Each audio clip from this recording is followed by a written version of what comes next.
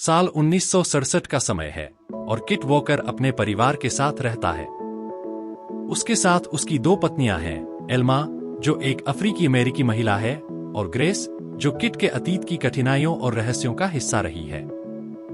इस कहानी का आधार किट के घर में चल रही संघर्षपूर्ण स्थितियों और उन घटनाओं पर है जिन्होंने उनके जीवन को पूरी तरह बदल दिया। किट वॉकर का जीवन एक अजीब असंतुलन की स्थिति में है। ग्रेस और एल्मा दोनों उसके साथ रह रही हैं, लेकिन उनके बीच का तनाव लगातार बढ़ता जा रहा है। ग्रेस अब भी अपने अपहरण और एलियन अनुभवों के बारे में बात करती है, जबकि एल्मा इन सभी बातों को पागलपन समझती है। ग्रेस का मानना है कि एलियंस ने उन्हें एक खास उद्देश्य के लिए चुना है और वे उन्हें फिर से वापस लेने आएंगे। एल्मा इन बातों से परेशान है क्योंकि उसे लगता है कि ग्रेस की इन बातों का किट और उनके बच्चों पर बुरा असर हो रहा है। किट दोनों महिलाओं के बीच के तनाव को कम करने की कोशिश करता है, लेकिन वह खुद भी उन घटनाओं के रहस्यों और एलियंस के अनुभव से पूरी तरह उबर नहीं पाया है। समय के साथ ग्रेस का पागलपन और बढ़ता जाता है। वह एल्मा को समझाने की कोशिश करती है कि एलियंस ने उसे और किट को कुछ बड़ा करने के लिए चुना है।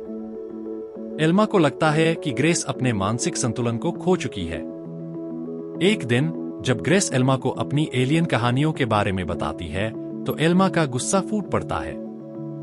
वह ग्रेस पर चिल्लाती है और उसे चुप रहने के लिए कहती है, लेकिन ग्रेस किसी की नहीं सुनती। इस घटना के बाद एल्मा और ग्रेस के बीच तनाव और भी बढ़ जाता है।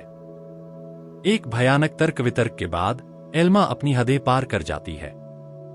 वह एक कुल्हाड़ी उठाती है और ग्रेस पर हमला कर देती है।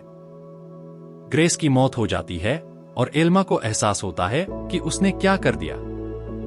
उसके मन में डर और पछतावा छा जाता है और वह खुद को दोषी मानने लगती है। इस बीच लाना विंटर्स एक प्रसिद्ध लेखिका बन चुकी है। वह अपनी किताब मैनियाक के जरिए डॉक्टर आर्थर आर्डन और ब्रायर क्लिफ के पागलपन की कहानी बता रही है, लेकिन उसने अपने वास्तविक अनुभवों के बारे में कुछ सच्चाई को छिपा रखा है। उसने अपनी किताब में उन सभी दर्दनाक घटनाओं को दरकिनार कर दिया है जो उसने ब्रायर क्लिफ में झेली थी, क्योंकि वह अपनी प्रसिद्धि को बनाए रखना चाहती है। लाना का नया जीवन उसे बहुत खुशी नहीं दे पा रहा है। वह जानती है कि उसने अपने व्यक्तिगत फायदे के लिए सच्चाई को दबा दिया है। उसके अतीत का भूत उसे बार बार सताता है और उसे लगता है कि उसने ब्रायर क्लिफ के असली पीड़ितों के साथ अन्याय किया है। दूसरी ओर सिस्टर जूड ब्रायर क्लिफ में बंद है और धीरे धीरे पागल हो रही है। वह अब एक मरीज है और उसे वही यातनाएं सहनी पड़ रही हैं जो पहले उसने दूसरों को दी थी। जूड का मन अब अंधेरे में डूब चुका है और उसे सच्चाई और कल्पना के बीच फर्क समझ में नहीं आ रहा है। जूड का पागलपन इस कदर बढ़ गया है कि वह अपने आसपास की हर चीज को एक षड्यंत्र मानने लगी है।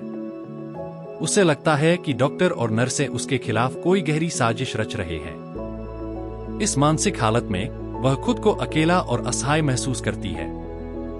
कहानी के अंत में किट अपने जीवन को सामान्य करने की कोशिश करता है।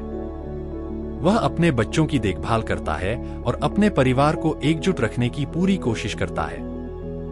लेकिन ग्रेस और एल्मा के साथ हुई घटनाओं ने उसके दिल और दिमाग पर गहरा प्रभाव छोड़ा है। लाना विंटर्स अपने अंदर के द्वंद्व से जूझ रही है, जहां वह अपनी प्रसिद्धि और अपने अतीत की सच्चाई के बीच फंसी हुई है। सिस्टर जूड अब एक पागलखाने की कैदी बन चुकी है और उसका जीवन एक अंधेरी खाई में समा गया है। इस एपिसोड कंटिन्यूम ने हमें दिखाया कि कैसे अतीत की घटनाएं हमारे वर्तमान को प्रभावित करती हैं और मानसिक संतुलन को बुरी तरह हिला देती हैं। किट, लाना और जूड तीनों अपने अपने पागलपन और सच्चाई के द्वंद्व में फंसे हुए हैं। उनकी कहानियां एक गहरे अंधकार की ओर इशारा करती हैं, जहां से बाहर निकलना लगभग असंभव है।